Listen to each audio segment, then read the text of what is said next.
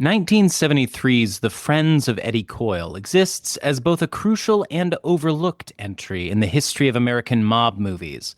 An all too common example of a film getting brushed aside and undervalued, sort of like its titular character.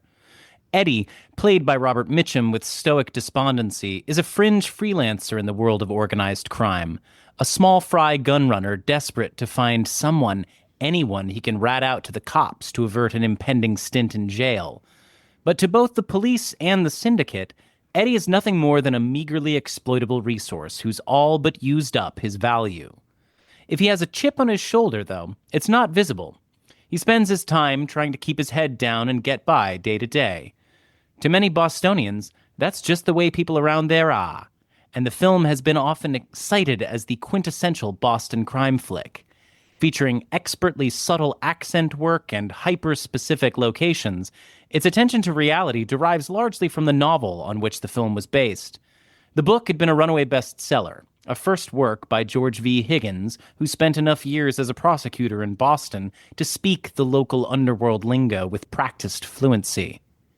In The Friends of Eddie Coyle, the characters talk so assuredly past the viewer that it's almost as if the director, Peter Yates, wants them to not be understood. This, and the pointed, sleepy understatement of Mitchum's late-career lead performance, ultimately led to the film flying over the head and under the radar of most audiences at the time of its release. Critically acclaimed, yes, but a financial flop nestled uncomfortably amidst so many other crime classics released in the early 70s. For a while, it seemed Eddie just didn't register, didn't seem to matter. But the broad influence of the film, from Tarantino to The Wire, is so overwhelmingly obvious that one can take some comfort in the fact that this poor, sad sack of a movie eventually found his true friends after all.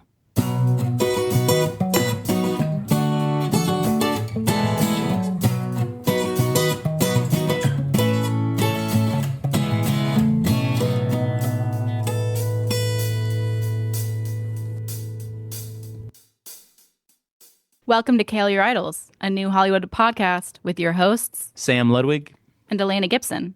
This is a podcast about film. Primarily, we discuss movies, directors, actors, and writers known for their work during the new Hollywood era of studio filmmaking that began in 1967 with Bonnie and Clyde and The Graduate, and pretty much ended in the early 80s with One from the Heart and Heaven's Gate. In this episode, we welcome special guest David Heath to discuss the influential 1973 crime film, The Friends of Eddie Coyle. David Heath is the host of the podcast Cinema Chat, where he discusses all sorts of excellent films. Although, David, am I correct in saying that you have a special interest in classic Hollywood films? Well, for the most part, I cover films from every era. I tend to cling a little more to the classics. My tagline, I say at the beginning of each episode, is that we cover films from every era and just about every genre. That's exactly what we do. I cover hidden gems, and I'll cover blockbusters. I'll cover some new releases, but yeah, I tend to cover the classics, even if it's just a 5-year-old classic. I might tend to cover those older ones. I try to shine a light on movies that people haven't seen and look at those hidden gems, and I also talk about the ones that are really big, like Gone with the Wind, Casablanca, and then everything in between and around it. Talked about some bad movies. I've talked about a couple really bad movies, actually. But I talked to Betsy Russell of the movie Private School from 1983. Absolutely horrific movie. It's terrible. But I got Betsy Russell on the phone, so I'm like, okay, I'm going to talk to you about Private School. Yeah, I do. I love looking through the movies you pick for your podcast. Like, it's a really excellent mix of cool, interesting big ones, but then also like hidden gems. And yeah, so excellent job. It's a lot of fun, and I'm super happy to be on here with you talking about The Friends of Eddie Coyle. I was wondering if you could kick us off by first sharing with us your relationship to 70s films in particular and to this movie specifically. 70s films are interesting. Matter of fact, as we're recording this, I literally just last night watched the release of Jaws, and it was my first time seeing it on the big screen. I was born in 71, so I definitely have a relationship with 70s movies. However, this is one that I would not have had my eyeballs on when it came out, because I know, well, first of all, I was a toddler, but even if I had been a little older, I know this is something my parents shielded me from, or particularly my mother. But as time went on, and as I started getting deeper into doing a podcast, I felt like 70s films are kind of where it's at, and I think that's kind of plays into what you two do. And I want to say, while we're recording, you're doing a fine job of covering the new Hollywood films, and I think what you're doing is a unique idea, and I absolutely love it. I wish I had thought about it myself. Well, we don't get to talk about the fun stuff that you do, though. This is true. Sometimes I do cover. I literally have covered everything from the 1890s to movies that came out last week. Do you have a favorite film from the 1890s? No, I really don't. Top 5? You're going to put me on the spot. I don't have any from the 1890s that are my favorite, or any that come to my brain right at this second. But it would just be great if you're like, no, this one sucks. You can't. Stay away from this one. It's this Mélier's what is total bullshit. Well, the funny thing is, besides if you put aside Mélier's, most of the films from the 1890s and the early 1900s were like TikTok videos. That's kind of what you were looking at. You're looking at, oh, look, there's a cat. Let's look at the cat for 90 seconds. And, that's what film was in the early days. Literally what I do is I go all the way back to the beginning, to the silent era. And I have lots and lots of guests to talk about silent films. Believe me, the problem is listeners. Are people gonna listen to over and over about silent film? So what I do to compensate for that is I visit every decade, which if you see it, I visit every decade, a new decade each episode. Starting with the silent era, then I'll do one in the 30s, do one in the 40s, 50s, 60s, and then let's go back again, but I have more people willing to talk to me about pre-code movies and silent movies than anything else. But the problem is getting listenership on that.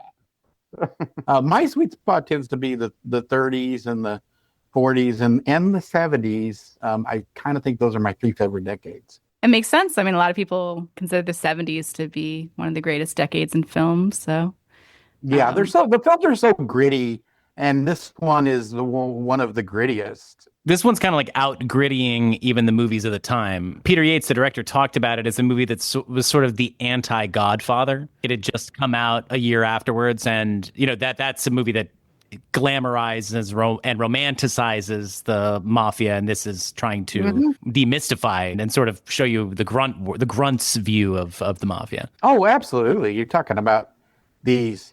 You're not talking about The Godfather, Goodfellas. These are guys they're burger flippers that can't hold on to that burger flipping job, and the burger flippers of the underworld. But the difference is some burger flippers actually can do it, but others they get sloppy, and this is what we're looking at. We're looking at a lot of people that are kind of sloppy, and it's a lot of fun, and I really enjoy it. Yeah, that's something that's very noticeable about the film is their lifestyle and how it's not glamorized the way you normally would see in a crime film. Because normally you'd think about people becoming involved in crime so that they can live a lavish lifestyle. But in this case, all the guys, they're lifelong criminals, and yet they live in shitty houses and they drive shitty cars, and they're not very happy. No, it's true, and I think it's just what you said, Elena, is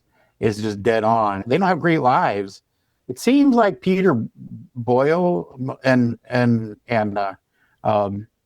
what's his name, Alex Rocco, who also was in The Godfather. Seems like they have the best lives and Peter Boyle has to be a bartender too. And, he gets slapped down verbally by the owner of the bar. He's like, you don't have a liquor license. You work for someone that has a liquor license, And Rocco, I mean, he's robbing banks and getting money, but obviously small amounts because he still lives in a really small house. And, he doesn't live in anything nicer than what I got. That's for sure. I saw a podcast episode with, I think it was the Massachusetts Historical Society, and film critic Ty Burr was talking about the role of this film in Boston history. And he said he thinks this kind of shittiness and the lack of a future for all of these guys is a very Boston thing. And that whereas a movie like Goodfellas is capturing the swagger and arrogance of the New York gangster scene, Friends of Eddie Coyle is capturing the feeling of defeat that he associates with Boston. Yeah, and I think it has something. I think it's like a kind of an Irish pride kind of thing. And, obviously the Italian mob is thought of to be like this rich group of guys. They have their own set of problems, but being poor isn't typically one of them. And yeah, these guys are poor Bostonians, and they're not rich in Chicago or rich in New York. And I heard someone else compare it to Get Carter, the British film that was made shortly before this. I mean, you're low-level guys and aren't really living it up. But I think it might be an Irish mobster thing, and which, interestingly, I don't know if you did this when the inner research found this out, but Robert Mitchum hung out with some Irish gangsters, including maybe the lore is maybe even Whitey Bulger. I don't know if you heard that kind of stuff while you were researching for this. Yeah, I heard that George Higgins, who wrote the book The Friends of Eddie Coyle that this movie is based on, and has also worked as a prosecutor in Boston for a while, so he was familiar with all of the local mobsters. He had told Mitchum, like, don't hang out with Whitey Bulger. Like, that's not a good idea. He's a dangerous guy. But I think Robert Mitchum, I think it's unclear whether or not he did hang out with Whitey Bulger, but the rumor is that he perhaps did. But there was one guy he definitely hung out with. There's a picture of him with this guy, and that's Howie Winter, who the Winterland. Yeah, exactly. Exactly. And he was introduced to that guy by Alex Rocco, who plays Jimmy Scalise in the movie, because Alex Rocco does have a history of being involved in the mob, and then kind of left that life behind and went into... He was a murder suspect a couple of years ago. A couple of years before this. Yeah. Yeah, and then he was Mo Green in The Godfather, which makes me just think for a second, was Mo Green supposed to be Irish? Or is he, because his last name was Green. It's not an Italian name. Yeah, I guess that just chalk that one up to, I know this is new Hollywood, but chalk that up to old Hollywood stuff. Anybody can just be anybody, and it doesn't matter, Any mobster can play any other mobster. Now we're a lot more discerning about, representation of if you're Irish, you got. But there is something specific to, I think, this whole informant lifestyle to the Irish mob. And I mean, you see this in obviously the real life. Whitey Bulger was a informant for 20 years. And this is largely the basis for Jack Nicholson's character in The Departed, which is all about the same thing. And and in Boston, there just is this history of a sort of opportunism through informing on the competition and trying to get your enemies sent to prison. And it is this thing that I'm sure it happens commonly enough in different mobs, but there's something about probably like Irish assimilation, going from this, minority who was discriminated against to being, considered white, and also the pipeline between Irish immigrants and police. Like, they often became police. So I do think that there's this weird slippery line, in particular in this Boston Irish mob history, of that is just kind of a route that you go as a criminal. Like, being an informant to the police is just kind of part of the deal if you want to get ahead. And Peter Boyle is the most opportunistic and the most successful playing both sides person. And Eddie is, of course, an unsuccessful informant. His whole goal in life is to try and be able to inform, but he can't. Yeah, but Peter Boyle got big money, though, $20 a week. So right, exactly. Which equates to $141 in 2025 money. And it's like, it's just there. It just shows you one more thing, that these guys are doing whatever they can to scrape by, and they're essentially they're odd jobs people is really what they are.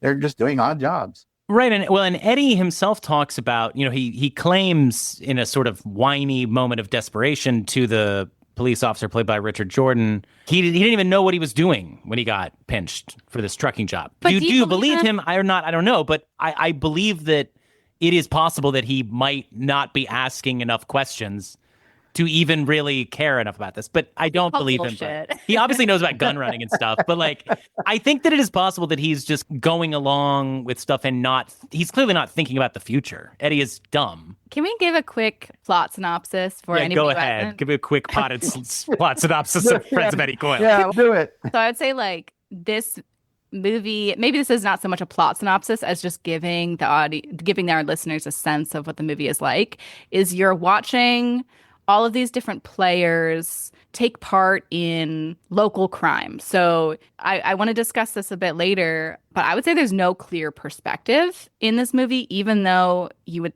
think it's Eddie because the title of the movie is The Friends of Eddie Coyle. But you have so many different storylines going on. You've got Eddie Coyle, who is supposed to be going to jail soon, and he's trying to get out of it. He doesn't want to go to jail, and so he's trying to make a deal with local police to inform on other people so that he can get out of it. But at the same time, you're seeing a gun dealer do his business. You're seeing the police try to catch people involved in local crime. You've got a whole bank robbery sequence going on at multiple different times of the movie. So there's a lot of different stuff all connected together. And the movie is very, very like dry in a sense that it's not trying to play up any of the tension, in my opinion. It's just showing you the reality of all of these different stories operating in this suburban area of Boston. What do you guys think? Is there anything maybe to add to that? Well, yeah, you're essentially seeing like 4 different views of this crime sphere. They're all kind of around the same level. Eddie and Jackie Brown, who Jackie Brown is played by Stephen Yates. And by the way, this character is what Tarantino got the name Jackie Brown from, right? Like you guys saw that, right? Yeah, you mean Stephen Keats, you mean? Sorry, yes, Stephen Keats. No, Peter Yates directed it. Stephen Keats is the actor. Thank you so much. Yeah. Well, the movie Jackie Brown is based on the book Rum Punch. But he changed the character's name to Jackie Brown. Yeah, but the character's original name was Jackie Burke, and it was a nod to Jackie Brown from the book. So because Elmore Leonard he read Friends of Eddie Coyle and switched from writing westerns to writing crime fiction. He was so inspired by the book. Exactly. Yeah. So it's kind of a circle there. But anyway, so you were talking about you got Eddie, who's like a gun runner, and Jackie Brown is his go-between, and Jackie is kind of good at his job. Like Jackie is kind of like the one who should be running this, like, or he's got like the ambition and he like works really hard, takes all these extra steps to prevent anything bad happening. He's sort of on top of his shit, and he's a young go-getter. I don't know if I would necessarily say like that guy should be in charge. I'm going to push back on it too a little, even though everything you said is correct. But I would say that one thing that he did, first of all, he got caught. But what I would say is that I think that little strange relationship he had with Eddie Coyle, midway, 3/4 into the film, the scene at the grocery store, Eddie's about to rat the guy out, but he kind of likes him. Right. I think he sees himself in the guy. And I think that's who he is. I think he's a young version of Eddie Coyle. And Robert Mitchum or Eddie Coyle sees, I know the path they're going down, and thank you. That yes. kind of thing. Yeah. But by the way, I want to say one thing, and I want to make sure I said this. So if you don't mind me interjecting something about Robert Mitchum, I think Robert Mitchum is one of the biggest sandbaggers in the history of anything. If you talked to the guy, he would act like acting was no big deal. Hey, it's just a job. I don't know. But I think he took it very seriously. But he wanted everyone to think that he didn't. I watched the opening presentation of the film on TCM. It's available on YouTube. You can watch Eddie Muller, who's been on my show, by the way, Eddie Muller from TCM, and Ben Mankiewicz. They were talking about how Mitchum was going to play the Peter Boyle role. And then he looked at the script and said, I want to be Eddie Coyle. But famously only gave Peter Yates 3 weeks to shoot, which is just, you always think, it's like I've said many times to people, a film usually done right, for every minute you have in a film, it took a day to film that minute. So I think an hour and 41-minute movie is probably going to have 30 minutes cut out of it. So you probably have 130 minutes. So it should take 3 or 4 months to do a film like this. And instead they did it in 3 weeks, at least the Robert Mitchum part of it. So do you think I'm right about Robert Mitchum? Because I feel like the guy is one of the best leading men that's ever lived, but he always acted like he didn't care. In interviews, he acted like, I don't, just a job. I'm just here on Dick Cavett just because I got nothing else to do. No, I think he wanted people to like him and just didn't want them to know that he felt that way.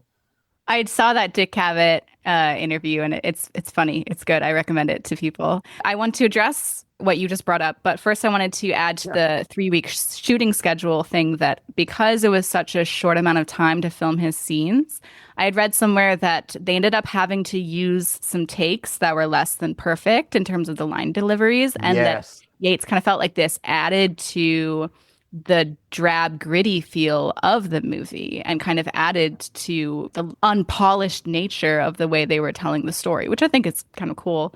But yeah, regarding him downplaying acting, I have a couple quotes from him about this. He said, I can't do a Mitchum accent or a Mitchum impression the way you can. I wouldn't expect that. Glad you're busting it out though so much in this episode. Thank you for that. Yeah, I'm loving it. Keep it coming, because Mitchum's got one of the best voices around. But he has this quote that says, "Look, I have 2 kinds of acting: one on a horse and one off a horse. That's it." Yeah. And then Sandbagger. yeah, and he also said, "These kids only want to talk about acting method and motivation. In my day, all we talked about was screwing and overtime." So, left out the drinking part too. right. As for whether that's real or not, I don't know. I mean, I guess I could imagine there being some actors who just have a natural talent, and maybe it comes so naturally to him that he doesn't actually have to try that hard. But yeah, I'm sure he also is just playing it up a lot because he's trying to present a certain type of persona to the world.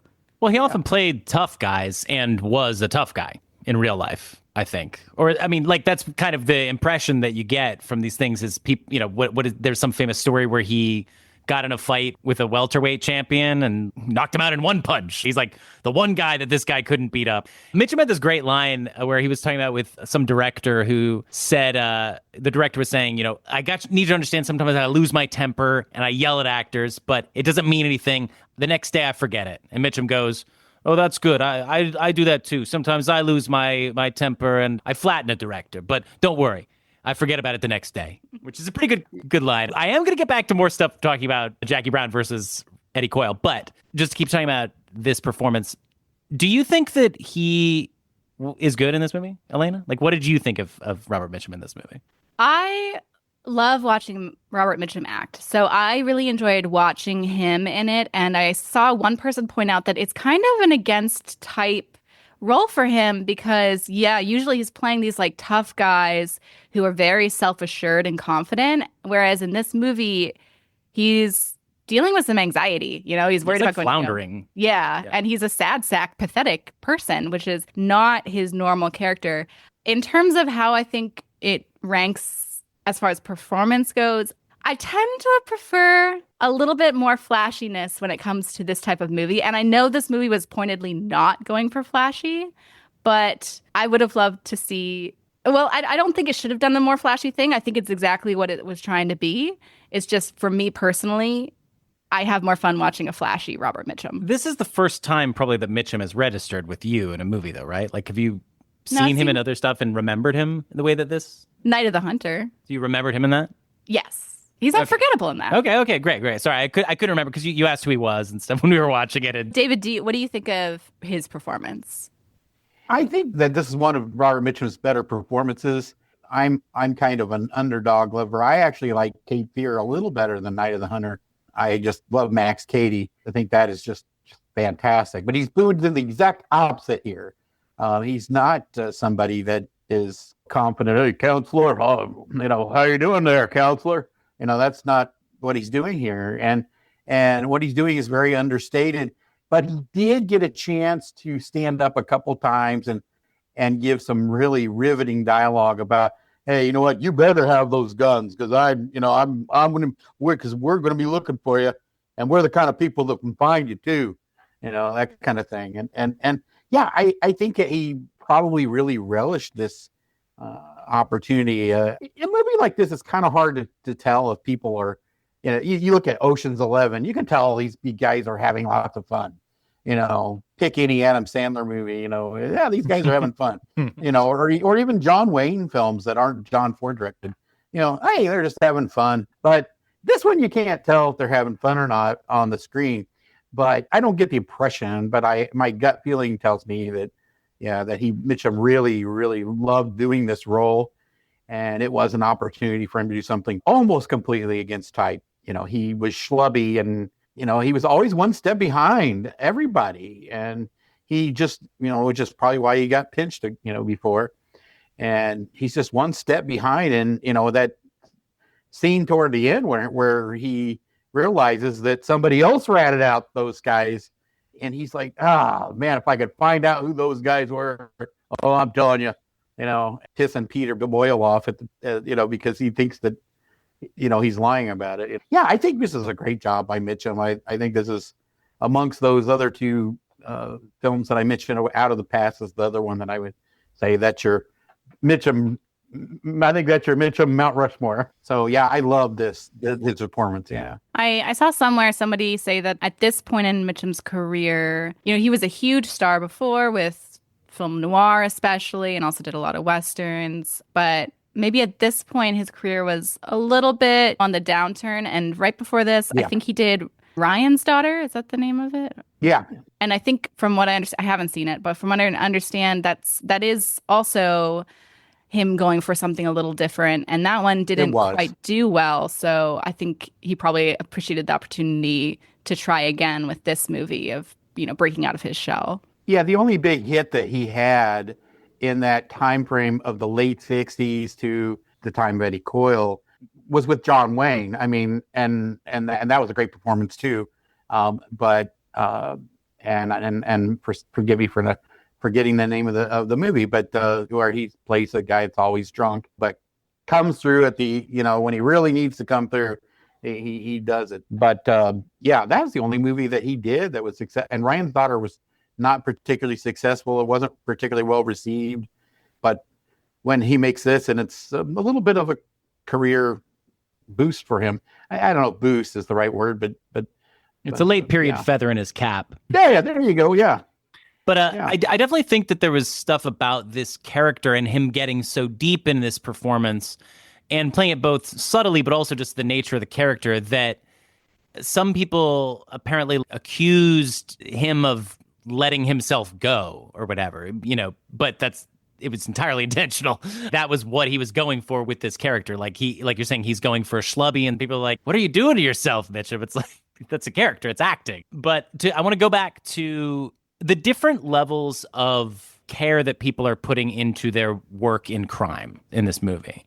Because I do think that there's a bit of like a rich dad, poor dad, or work smarter, not harder kind of message going on in this a little bit. Because just go back to Jackie Brown again. Yeah, Eddie does set him up directly, and he sets up this whole job to get him pinched, and this doesn't even lead to anything for Eddie. It's Eddie's benefit, so it's all for nothing. But I think that there's a certain amount of, you see Jackie go through this sort of marathon gun running thing where Jackie's just so willing to go above and beyond if he's getting a fire lit under him, and he sleeps in his car overnight. He goes into the woods. He takes every precaution, and he has he's got to run the guns to Eddie, and then he's going to run the guns to these sort of hippie revolutionary types. I guess we could talk about whatever's going on with them at another moment.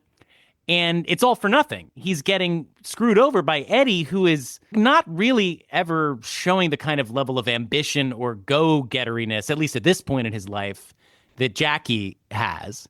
And Eddie is just the ultimate kind of company man who's worked in the mailroom for 30 years. He's got no ambition. He's not going to go anywhere. And ultimately, the winner is Peter Boyle, who's this middle manager guy who just wants to farm out the hard work. I mean, he's willing to get his hands dirty for sure, but he needs to get paid up front beforehand. If you want a job done, you got to pay me. And he can stand up to the bosses, but he's also not trying to make waves really. And the cop understands his relationship with Richard Jordan. The cop understands I'm not going to ask you to do anything that you don't want to do. And so it's this real kind of disturbing triumph of the middleman. It's got this whole kind of company layout. I don't know. Did you see it this way? Or? Well, I love what David had said earlier about Jackie Brown's character perhaps being a younger Eddie Coyle, because Sam, you're basically saying you feel like Eddie Coyle's the way he is in this movie is the way he's been his whole life. But when they're at the hockey game at the very end, he's watching the hockey and he says like, oh, it'd be so nice to be a young pro hockey player with your whole life ahead of you. You know, it makes you wonder what he dreamed about when he was younger. And then even with Jackie Brown, like, I think there's a scene where he's talking with whoever he gets his guns from, and I think the guy asks him about writing, and Jackie's like, "Oh, I gave that up. You know, I'm not going to do writing anymore. You know." So there's this idea of like your past dreams that you didn't fulfill, and then the various stages of motivation and hope that you have. And perhaps Jackie is earlier in his career and, you know, more willing to put in extra effort. And then Eddie's at the end and more sad. But I'm not saying the extra effort is good. Like, I'm saying he might be overzealous. Like, he might be this kind of workhorse young intern kid who, like, you can get to work too hard, unlike Peter Boyle, who's not going to do any of that stuff, and he's just kind of sitting back and playing the game. Yeah, I think it's interesting that when you see Peter Boyle, like you stated, Sam, he's kind of a low to mid-level manager kind of thing. But what's funny is he acts like Paulie in Goodfellas. He doesn't move very much. You know, the saying in Goodfellas, he says, Paulie doesn't move very much because Paulie doesn't have to move for nobody. You know, but it's still the same thing, even though this guy is lower level by leaps and bounds lower level. But it's funny how he barely moves, you know, even when he's grabbing a gun and getting ready to, you know, whack somebody, he still doesn't really move very many muscles doing that. I think it's very interesting. Those are good points, Sam. He does not work harder. He's pouring a beer. He pours it very slowly. You know, here's your beer. They did say that was the Waterloo of Peter Boyle's obsessive getting into character, was he could not figure out how to properly actually pour a beer. And so they had to do a fake out where they had a fake fully correctly poured beer on draft underneath the bar that he would pull. And he said it's like just like kicking himself every time he's got to pull this fake beer and not actually do it. You had brought up earlier, like, not being able to tell how much fun they're having on set compared to like Ocean's 11 or something. Yeah. I don't know if you got the chance to check out there's a Rolling Stone article that's like behind the scenes during filming of The Friends of Eddie Coyle, and man, it was a different time. It sounded like they were having fun. It sounded like an Adam Sandler movie. It was just all sorts of details about them all like sleeping with a bunch of women and getting really, really drunk and high and saying awful, offensive things on set. And they were just, yeah, I don't know. I think they were probably having too much fun.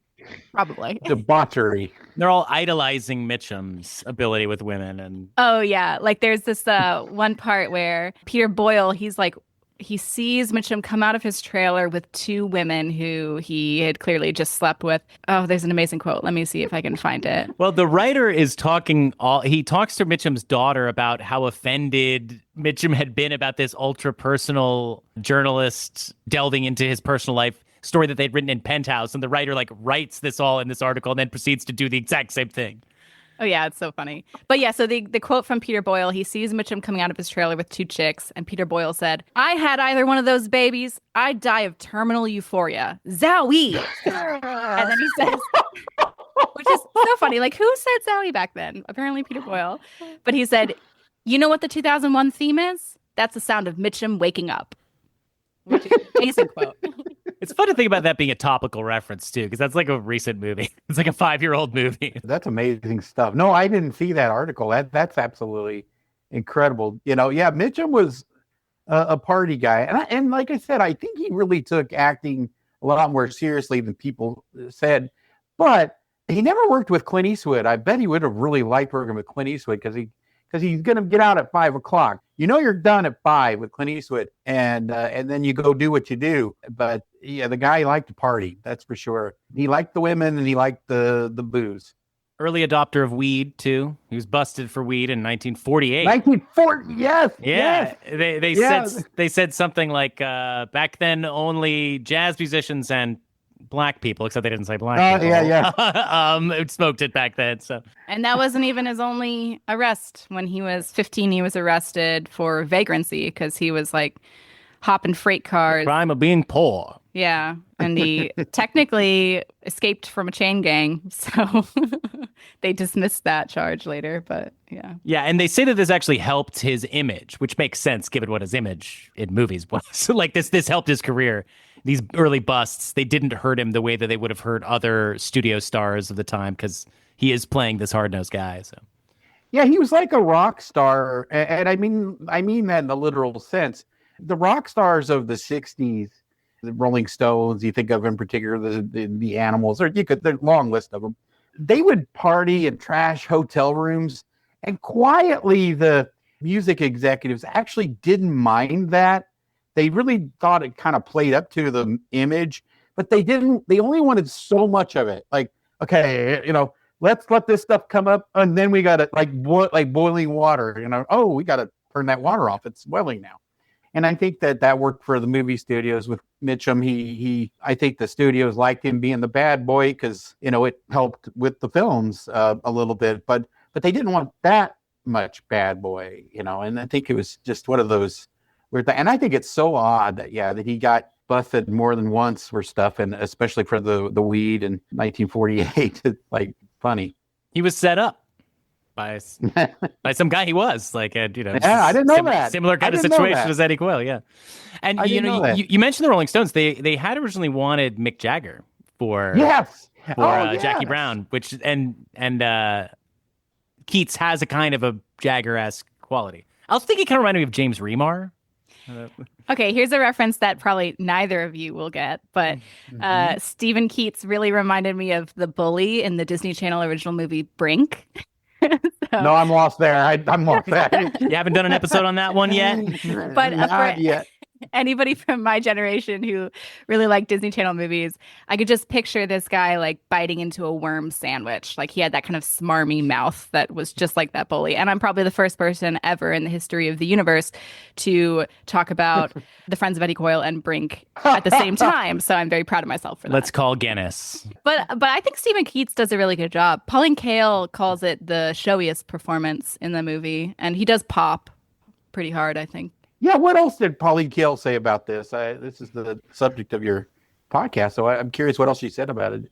How much did she like it? She said, this movie should be better. The plot and the dialogue are first rate. The elements are all there, but you get the impression that the dialogue is moving faster than the action.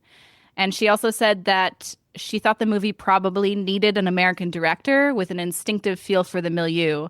The movie is shallow and a little mechanical, with noise and loud music used to build up excitement. So she was not a big fan. And we should really definitely talk about the, Peter Yates being British versus like the Boston thing, because I know Sam was in your intro points out like how good of a job it does representing Boston.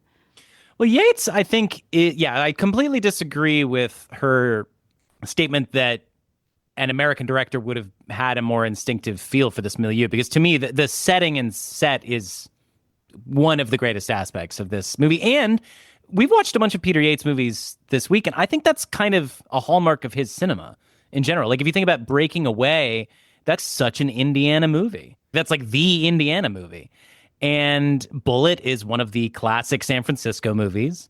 So I feel like there's a certain amount of Yates looks at these cities, which are kind of the unusual second cities of America, and he really wants to dig into them with an outsider's eye. And he has this kind of anthropological interest. First of all, I feel like I love a suburban crime movie.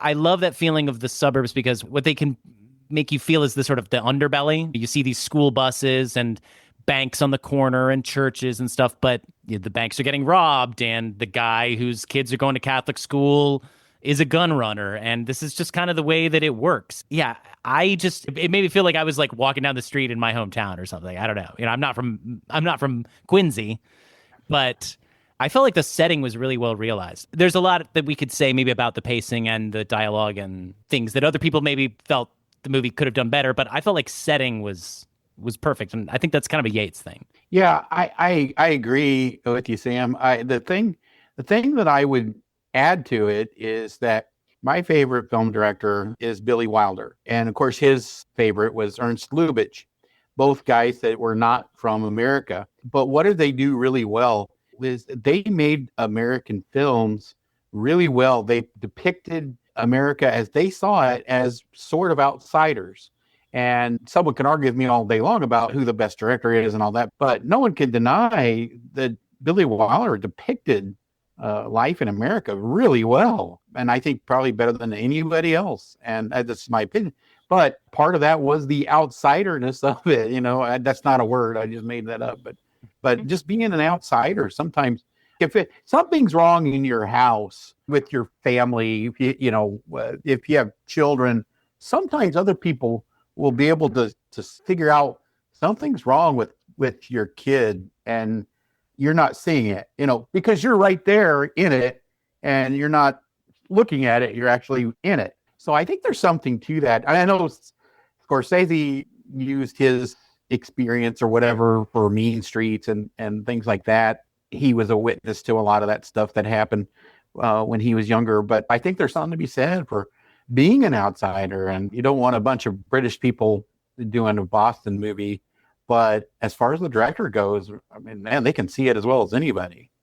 Yeah, I totally agree with the outsider nature. One of my favorite authors is Vladimir Nabokov, and he's Russian, and yet he can play with the English language better than any other writer where English is their native language. So I totally agree with that. And on top of that, I think that Yates does just have an extra special eye for location. I mean, if you are an outsider and you're coming to a new location, your first impulse might be to show the touristy areas. But he shows a lot of areas of Boston in this movie that, from what I've read, I'm not a Boston person, but from what I've read, it's not the touristy areas, but they're still well-known places to the locals, and capture the feel of the place very well. If you go a decade after this, the movie To Live and Die in L.A. was made in 1985. It's a similar thing where, you don't see any glitz and glamour of Los Angeles. Instead, you see back alleys and fairly low-level criminals' homes and stuff like that. And it's been a little while since I've seen that film, but it just now occurred to me, hey, there's some similarities. And that is an 85 film, but it smells and looks like a 70s film. I do think that, that's a Friedkin film. And I kind of feel like Friedkin, Yates is a bit of a Friedkin adjacent director. Obviously because, Bullet and French Connection both have this two iconic car chases. Of course, they were both produced by the same guy whose goal was to make the best car chase ever, and he did it twice. And but I kind of think, Yates is this guy who had this fairly early success with Bullet. And he got to do that thing, kind of like John Badham or Friedkin, who kind of maybe did it best, where they get to really explore different genres because they get enough early cachet that they can kind of go wherever they want to go. And I would say Yates has maybe a spotty record, some people might say, but I think if you look at his work, it's kind of impressive, the different worlds that he got to dig into deep, because I would say that is the through line with most of Yates's work, is he's fascinated by the process of subcultures. Like if you just look at the attention to detail of the bank robbery scenes in this movie, we can talk about Michael Mann's influence, or The Wire, as I said before.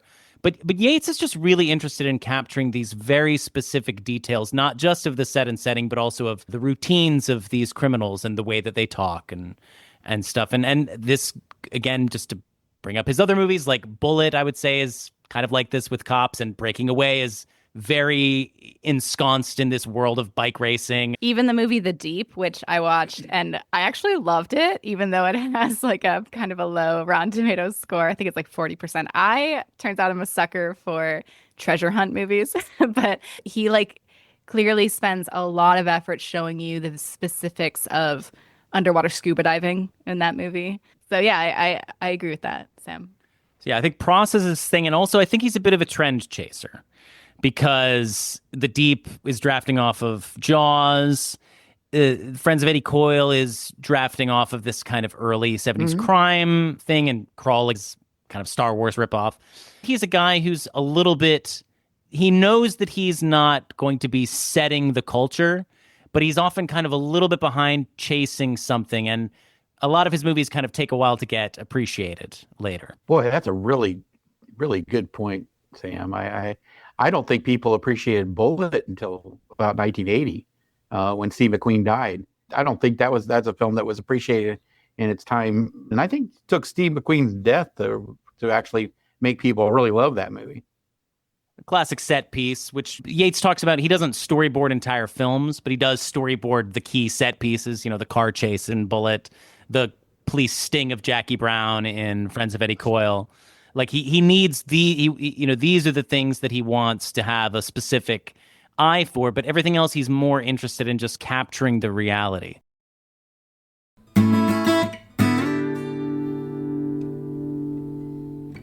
Do you guys want to talk about like the bank robbery and stuff or any of that? Or because we haven't really talked about the bank robbers, and these are some of the most compelling sequences in the film, I would say.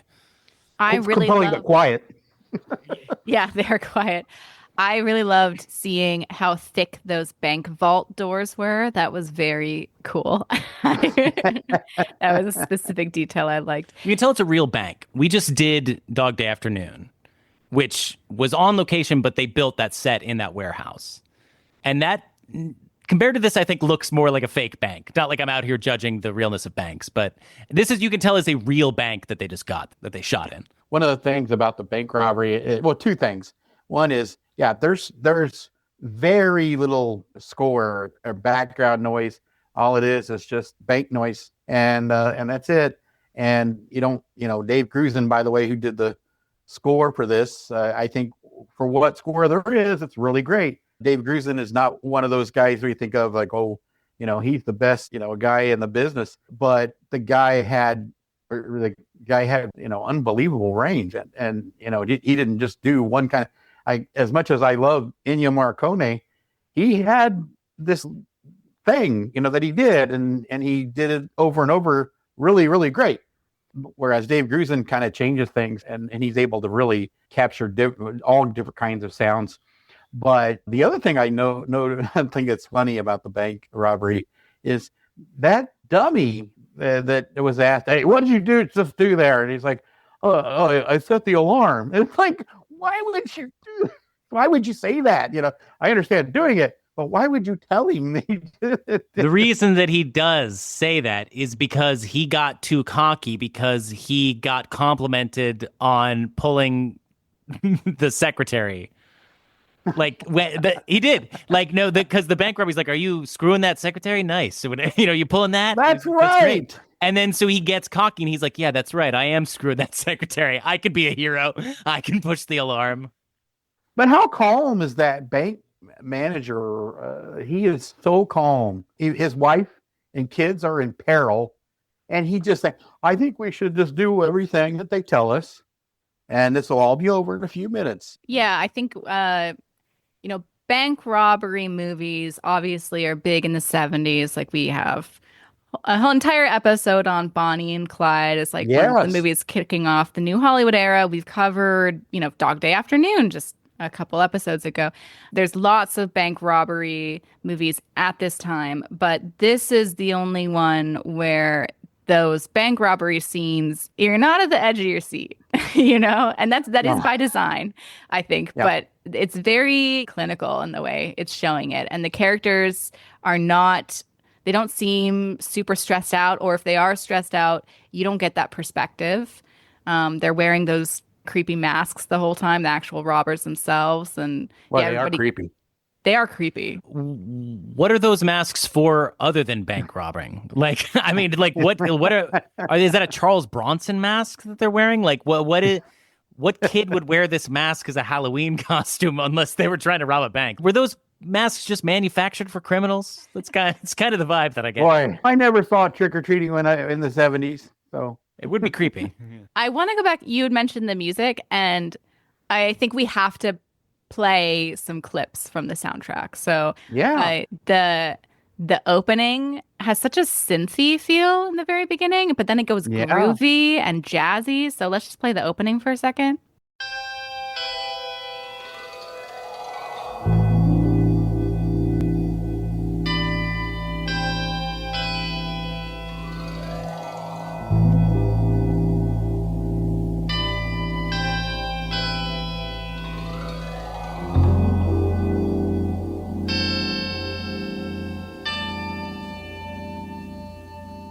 Okay, and here's another little music clip just to give you another sense of what's going on in the score.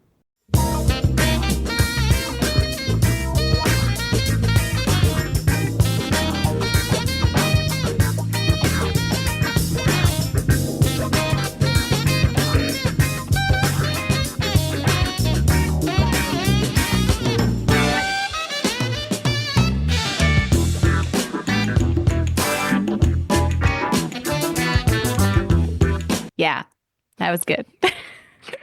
Yeah, so Yates said that he felt that the movie needed a jazzy feel to emphasize the hardness of these characters. I don't know if this is exactly the kind of jazz that I think of as being hard, but I guess he was talking about as opposed to like a classical music score. He's not your lean-to guy. With Dave Grusin, he really did do a lot of that jazzy kind of stuff, and there is a certain 70s jazz. It's just there's a certain sound quality. And growing up, I remember watching the Rockford Files when I was a kid with my dad. I never understood anything that was going on ever, but I always heard those jazz songs. And I look at every once in a while. I don't watch a lot of TV shows because I have to watch movies over and over again for my podcast. But yeah, every once in a while I watch an old episode of the Rockford Files or Columbo or something, and it's like, it's really fun to listen to that weird jazz music that's so 70s. Well, and it's kind of funky, and it's these white old mobster guys at a buffet and this funk music playing underneath, that it really does create an interesting gestalt. It's a kind of mishmash. And I do think that there's a lot of soundscape painting going on in this movie, like the sounds of the forks on the pie, and there's often like dialogue and music, and like I actually felt like the sound design of the bank robberies was very cool. Like there were a lot of sounds of little creaks and people rustling papers and stuff, but because it's, I guess, to emphasize how quiet it is. Yates said that most of the sound that they got was on location, that they did minimal ADR, but that feels like that has to be a lie to me. I feel like there was actually a lot of post sync that I noticed, but maybe this is just the sound that they got because they were in these sort of isolated locations. I just accused him of lying, I guess. I don't know. I wanted to bring up, we've talked about dialogue a little bit, and I have some thoughts about the dialogue, but I want to hear your guys' thoughts first. So, because the book this is based off of is really praised for its realistic dialogue, and so is the movie. And I think there are a lot of comparisons to draw of the dialogue in this movie versus, more modern crime movies. So what are your guys' take on the dialogue in this film? When Mitchum was given the script, he told Yates, you're not going to be able to make it like this. They're going to push back. You're going to get studio notes. There's going to be interference. There's no way they're going to actually make the script. And Yates promised him, he said, Robert, I promise you, this is the movie. What's in the script is what we're going to do. And Mitchum was very pleasantly surprised when he saw the film, and it was a lot like the actual script. And I read some of the early pages of the screenplay, and I got to say, it is very surprising to look at. I mean, it is positively Tarantino-ian in that this opening scene between Jackie and Eddie is just blocks of text where they are just speechifying and telling stories and deep into very minute detail about guns, and Eddie's giving himself backstory. He has that great, like, he has this whole story that he taught, because his nickname is Eddie Fingers, and he tells the story of how he got his fingers slammed in a drawer, and now he's got an extra set of knuckles, right? See, and he shows Jackie, but they don't do a close-up of the knuckles. They just rely on this dialogue. And I was like, that's kind of amazingly bold that they don't even show this visual. They don't even do a cutaway to the knuckles. What's with Robert Mitchum and Knuckles in Night of the Hunter? Oh, shit. He's got prominent hands, I guess. Yeah. Well, Roger Ebert, who said, the scenes with two people talking are more exciting than kidnapping and robberies. And that just kind of tells you, that sums it up. It's just crazy how good this dialogue is. And from what I understand, I haven't read the source material, but from what I understand, it's about 80% dialogue. So yeah, that opening scene, the producer and the guy who adapted the book into the screenplay, Paul Monash, he said, I guess I would say that the whole test of the film is going to be in the first scene, in which we have two men, Mitchum and a young actor named Stephen Keats, sitting down in a dingy cafeteria and talking to each other for several minutes about stolen guns. If at the end of that time, the audience feels that Mitchum really is Eddie Coyle and that what he's doing or about to do is interesting, then we've got a hugely successful picture.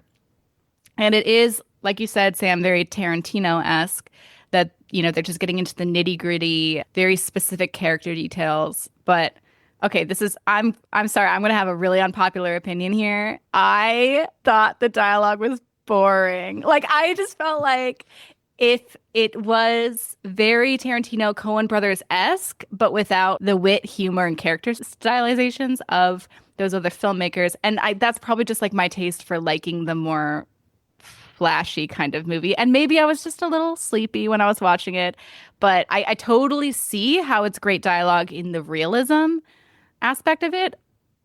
But I wasn't very interested in their thoughts about machine guns versus regular guns and the story about the knuckles.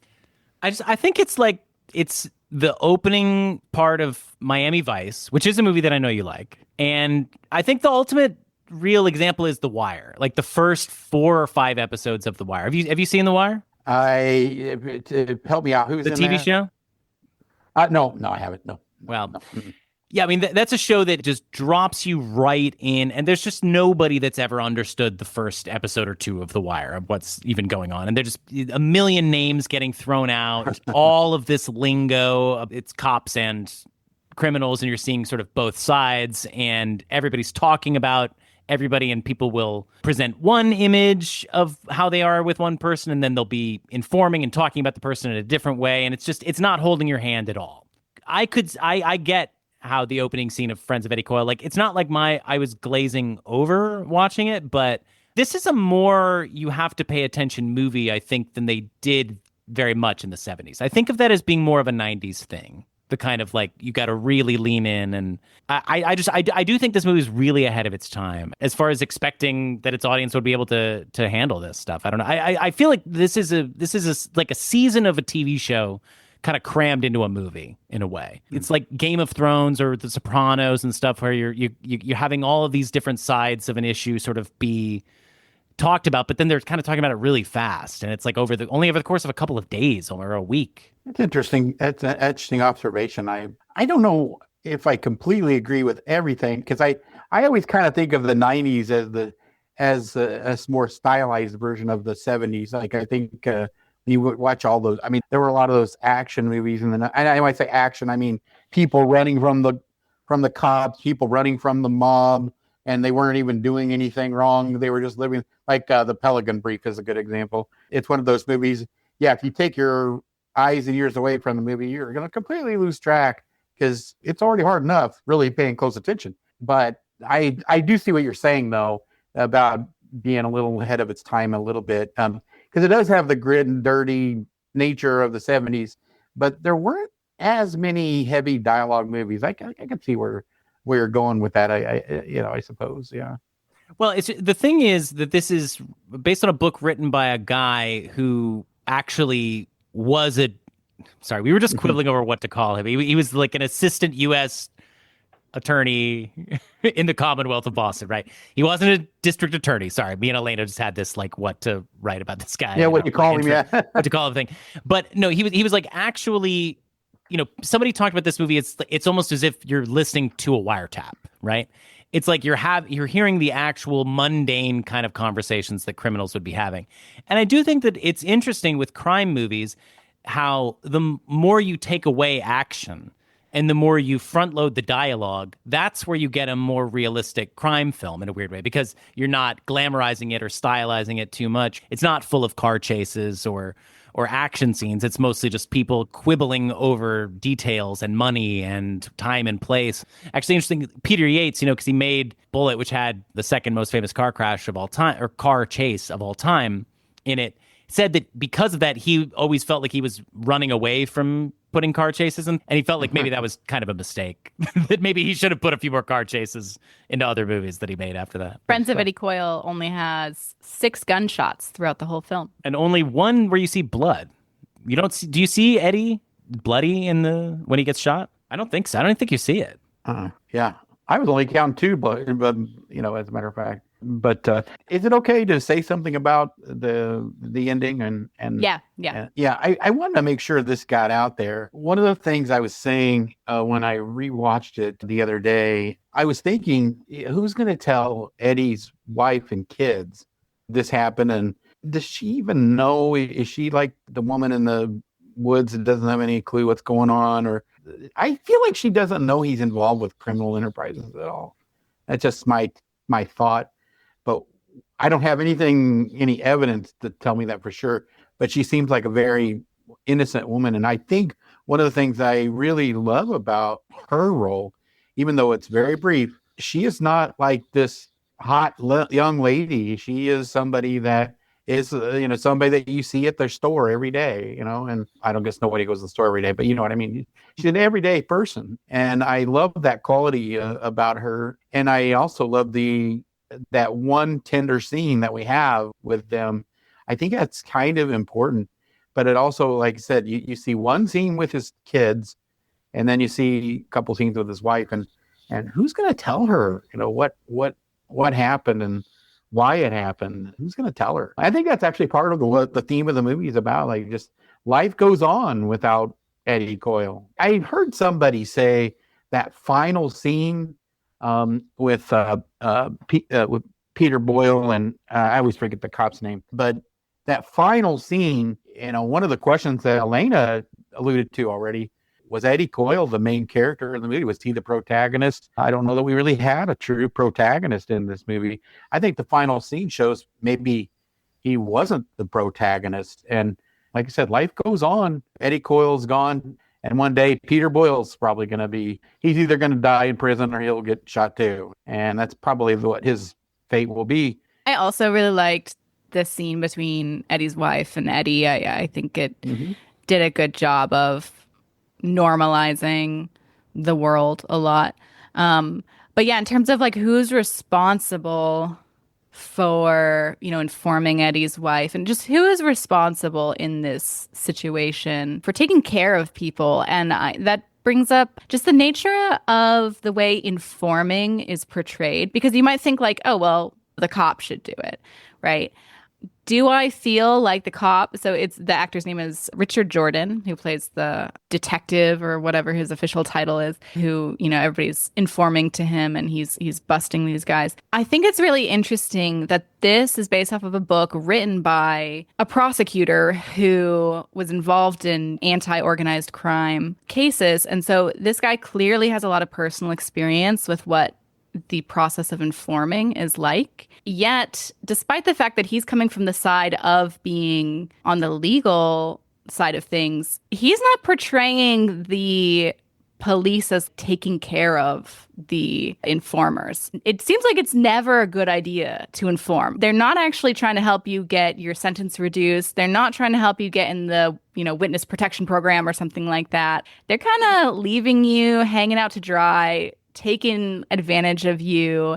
And it's just so interesting that is a perspective that is coming from a prosecutor. And I do think it is ahead of its time in a lot of ways in terms of the way that that is now shown nowadays, like in the TV show The Wire, as Sam had mentioned, or in The Sopranos, or in other movies, I guess like The Departed. You don't get the sense that informing will get the police on your side at all. Yeah, I think Richard Jordan is essentially playing an alligator.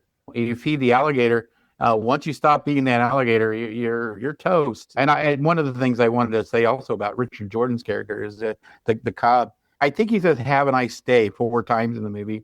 Not really a popular saying yet, but he said it 4 times, and he's always saying it kind of sarcastically, not quite completely sarcastically. But I don't think he wants him to have a bad day. He's just like, well, sorry, you're just SOL, but hey, you're a day behind. Have a nice day, though. I love that.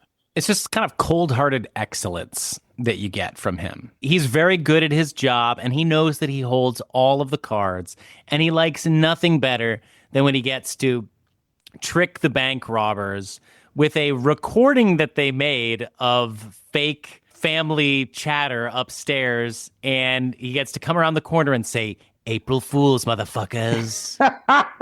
You can tell that's his favorite thing in the world. He just loved setting up the record and getting everything just perfectly in place so that he could, and practicing that line. He just has this kind of wolfish grin, and not only does he not care about what's happening to Eddie in the long term, he doesn't even care that Eddie's sitting in front of him at the end of his rope, a broken man. Yes. Just like, dude, you did this to yourself, man. Why do I care about this at all?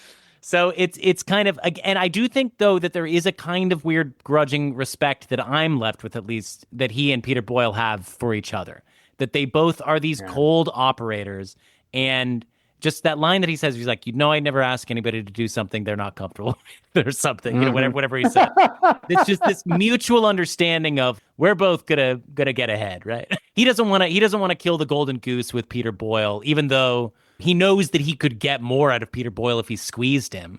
Yeah, so Richard Jordan, the police officer, his performance, Pauline Kael called it the most effective performance in the movie and said it was chillingly pleasant. And I totally agree with everything you were saying. I think he does a really good job and really comes across as being like delighted in what he's doing, but also extremely cold and enjoying himself. Yeah, and to go back to the thing that you said about what does Eddie's family know about his lifestyle. First of all, I love that they give him that humanizing moment where he's giving the wife a little squeeze and maybe going to get a little early morning delight from her. But then they also have that other moment where he just casually tosses out the N-word. So it's like, Eddie's not that great. Like Eddie shouldn't be too sympathetic. Yeah, he loves his wife, but he loves his Irish wife. Irish Bostonian. Exactly right. He loves his wife, who's always ironing and cleaning in every shot that she's ever in. Apparently in the book, they hit that a little harder that, these characters are all racist and you're supposed to be aware of that and, obviously be very critical of them. And you're not really on their side. And that's a sort of easy thing that people did in a lot of these movies at the time. They do that in The Godfather, just sort of have the casual racism as a sort of like showing you that they're a bad person. But there's actually a great line where somebody asks about some other criminal. He goes, "What color was he?" He says, "He was a nice guy." Yeah. I don't even know what that's supposed to mean. But Eddie talks about his kids getting made fun of in school.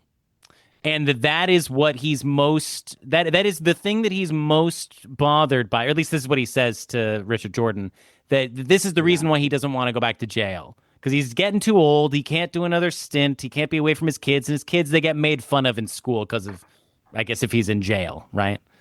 Yeah. So, I do think that there's a certain amount of the increasing family responsibilities. Because how old? His kids aren't even that old, right? And Eddie is like, what, 51? Is that what he says? Yeah, I think he's approaching 51, yeah. So I think he's become more domesticated probably in the last 10 years. And maybe he was a bit more of a high roller when he was younger, or a bit more of a wildcat. And it's, this kind of like creeping, what does it all mean kind of thing happening to him to a certain degree.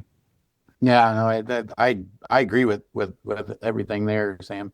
It's weird in a way. This is a complex film, but it really is not that complex.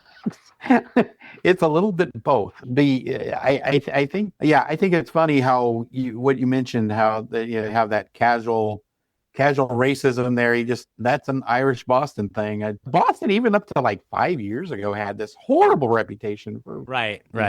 We should point out that this movie, the book itself kind of created the Boston crime genre. Like, this is really the book that did it. And this movie also then, by extension, created the Boston crime film. There weren't that many movies that were made in Boston for a little while because of a couple reasons. Partly because the government wasn't that cooperative when it came to making movies in Boston, but also, the Teamsters Union, which obviously influences how film production goes on set. Like, in Boston, it was run by the mob, and they would beat people up if they didn't get what they want. So a lot of movies didn't want to film in Boston, and from what I read, this was the case all the way up until the early 2000s. Apparently, when they were filming the scene at the end where Eddie gets shot, spoiler, but Peter Yates was kind of trying to figure out exactly how to shoot it. One of the Teamsters guys walks up to him and starts giving him some tips, and he starts, the more and more details he gets from this guy, the more he realizes this guy has personal experience doing this. I think he said at the end, he goes, I mean, at least that's what I've heard. Yeah, that's funny. It shouldn't be funny, but it is. But It's funny. it is. No, that whole scene though, I think it was you, Elena, that said about being 24, or 26, Bobby Orr. Hey, number 4, Bobby Orr. You watch it, and by the way, I don't like hockey at all. I think it's so boring. But Shots fired. yeah, I think it's so boring by myself. But I love the way he's so exuberant about seeing what was the greatest hockey player. Some people think they still call him like the greatest of all time. Still, he's been a little bit overshadowed by Gretzky and other people and stuff. But yeah, I knew he was still up there. But I by the way, I also love where he's like carrying the beers. And anybody that's been to a game has seen these guys carry multiple beers and they're spilling. I've had it spilled on me probably hundreds of times. I've always seen it. I heard someone comment, I forgot who it was, but they said Robert Mitchum played the best half drunk guy that they've ever seen. And it's like, well, he probably was half drunk. That's right. But that's not so easy to do sometimes. I will tell you, I one time had an audition. I'm an actor, and I had an audition where I was supposed to play like a stoned person, and they gave me direction. They were like, "Could you try and play it a little more stoned?" And in my head, I was going, "Well, I am stoned." So I guess it doesn't work just to be the thing. But anyways, so it doesn't always translate.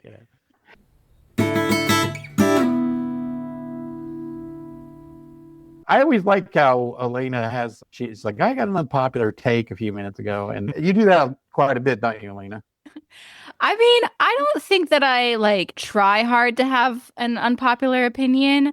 I think I just feel confident enough about my movie taste that when I don't like something, it's not that I'm saying it's a bad movie. It's just I'm comfortable with saying that one's not for me. I also think you kind of speak for the people sometimes.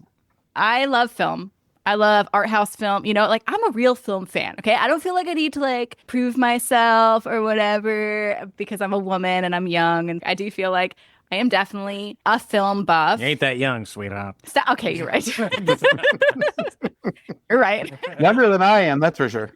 I guess am I middle-aged? I don't know. No, you're not middle-aged yet. Okay, but I also do, in some ways, represent basic bitch opinions as well, because I like silly Christmas movies and lighthearted stuff. I am comfortable saying I loved The Deep more than I loved Bullet. You like it more than Friends of Eddie Coyle? Yes, in terms of how much I had fun. In terms of how much I had fun, I had more fun with The Deep than Friends of Eddie Coyle. But intellectually, the Friends of Eddie Coyle has so much more to it that is worthy of praise. I do appreciate your opinions, though, Elena, because you don't. I don't think you do it on purpose. I think you just, when you have an opinion, you just say it. which is what makes this podcast where you work. The two of you work off really well with each other. So thank you. Yeah, it's nice that we can just be really honest with each other about what we think. At least on this podcast. It's so funny, yeah. I have a question about, because you, as a host, you're just one person, but you have guests on the show. What's it like not having another co-host? Like when you have guests on, do you feel like you can be honest with them when you disagree, or do you feel like you kind of have to be polite the whole time? Okay, you have to stop recording. I'm just kidding. There's one guy that he's the only living relative of Mabel Normand. He's an ass. He's so rude. When I got a hold of him. I went on his website and through the website said, "Hey, I see you're the curator of your aunt's stuff," and he's the only living descendant. He said, "I'd really like to talk to you." And long story short, the guy was just kind of a jerk. I had 2 conversations. 2 of my most clicked on episodes were with a guy named Timothy Leffler, who wrote 2 books on Mabel Normand. One was really kind of more of an updated one, which is better, but the guy couldn't have been nicer, just a really sweet person. And we both had lots of great glowing things to say about Mabel Normand. I'm calling him out. I sent him the links to the podcast episodes, or the first one anyway, and he says, "Well, I didn't like it at all. I thought you 2 sounded just like you were a couple of fanboys." And I'm like, first of all, what are you, 90 and you're saying the word fanboy? But yeah, and talking to guests though in general, there are kind of 2 different kinds of biographers. One is a fanboy type, and the other one are like the tell-all type. And I don't talk to a lot of tell-all types, so I think I tend to keep it on the positive. But I love juicy stories that are fun, like the Robert Mitchum stuff we've talked about. I love Robert Mitchum. He's one of my favorite actors, but I think that some of the stories about him are absolutely hysterical and not okay. But I think people are generally honest, but I think it might just be because I'm on my podcast, I tend to celebrate stuff more than critique it. And I like the way you 2 are a little bit more of a contrast where you're critiquing it. Not always try to be mean. It's just, you might like it and he might like it, or he might like it, you might not like it, that kind of thing. But it's a lot of fun talking to guests. But when I'm doing a solo podcast, it's also a lot of fun because I just do what I do, and kind of like Dennis Miller, that's the news and I'm out of here, that kind of thing. Great reference. I'm glad you knew that reference, because I didn't. Yeah, that's the news. I'm out of here, So, but you wished was less honest with you, maybe. Well, I don't even care if he was upset about it. It just, I don't care for me so much. It's just like, why wouldn't you want Mabel Normand's stuff? You're the only living relative. Why wouldn't you just want her to be kind of elevated instead of, because he knew the real her? Yeah, well, he didn't. He didn't. He's been the family lore. He knew what a jerk she was in real life. He didn't want you blowing. There's too much smoke blowing up Mabel Normand's ass already. It's like, but the thing is, it's a little more fun to talk about the Mitchum stuff because I don't really think anybody got harmed. But Mabel Normand was involved in a couple of murder cases, and I think it's pretty clear she didn't do any one of them, but she put herself in the wrong place at the wrong time twice in a very short period of time, kind of like Alex Rocco. Which, by the way, Alex Rocco was told by his lawyer, I think you should lie low and not do anything. I know you didn't do it. I know you didn't commit murder, but I think you should lie low for a little while. Then he did The Godfather. Yeah, just get shot in the eyes in an iconic scene at the climax of The Godfather. Yeah, he did not honor his lawyer's wishes. Okay. Before we wrap things up, like, are there other things about the movie that you guys wanted to bring up? I wanted to talk a little bit more about hockey. And this is going to lead into, sorry. I love hockey. You know that? Yeah, I know. I want to get your take on the 73 season. Well, this is like, hockey is a kind of a hallmark of New Hollywood. Slapshot and yes. Love Story. I was going to say anything else, because that's all I can think of. No, Love Story. And this, but because the big expansion was in 1972. That's when they added a bunch of new teams, and hockey really got much bigger in the national consciousness. You had the There was a lot more fights in this period, a lot more bench clearing fights. It was like a famously violent period in hockey. So hockey is one of the most honor related sports. Baseball and hockey are these two sports that have a lot of these weird rituals involved in them. The fighting thing in hockey is, it's like if somebody does something to you enough times, or somebody like bugs you, you fight, and it's accepted as a part of the game, and the refs let it happen and let it play out. Now it's a lot less extreme than it was in the 70s, and they kind of stop it once somebody gets an advantage, but it was built in as part of the sport, and that's kind of one of the interesting dimensions of it to some people, perhaps not to all. But I think that, they show a fight in this movie, and this has to do with, it's in the climactic moment. Eddie's been taken to this hockey game as a kind of last hurrah / I guess it's kind of part of tricking him. But I also want to talk about whether or not you think Eddie knows what's going to happen, or has an inkling of what's going to happen to himself, or is completely just blindsided. But yeah, I think honor is really what's being highlighted with this little glimpse into the hockey honor code, because this movie is all about honor. The title is an ironic statement, Friends of Eddie Coyle, because he doesn't have any friends, nor is he really a friend to any of these people. And there's this supposed idea of this organization is all built on a code of honor, and, where nobody's ratting on anybody, right? Except they all are, and nobody cares about anybody. So it's, it's sort of this fake idea. And I do think there's a bit of an interrogation of the concept of honor going on in this last scene. Where do you think that Eddie knows what's going to happen to him? I think there's an argument to say that he thinks Peter Boyle is like his only friend, his only real friend, maybe. Or do you think he suspects it? I think he doesn't know. And I do think he trusted Peter Boyle. I think I don't know about completely, but I'm pretty sure he trusted him almost completely. I think otherwise I don't think that whole bit of coming out and talk to him, oh boy, if I just wish I knew who would have ratted those guys out. Oh, I'd like to know that. I don't think he's going to tell him that if he has any inkling. But I really think bottom lining it is just Eddie Coyle is somebody who just is always one step behind. Do you want to talk about New Hollywood aspects of this movie? Yeah, let's hear it.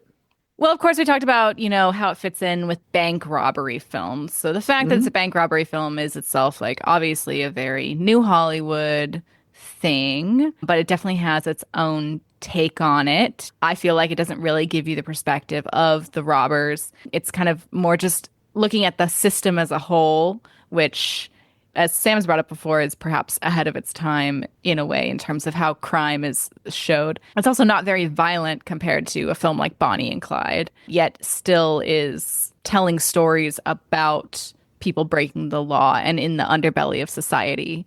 Yates said that he only wanted there to be blood when they're killing an innocent person, and that Yates went on and on. I listened to this commentary on Friends of Eddie Coyle, where he talked about how one of the things that attracted him to the Boston Irish mob was that he felt that it was very similar to the British gangsters, like you said, and then he just worked on with his prior film Robbery, which was another based on the Great Train Robbery, that they only killed primarily people who were in the life.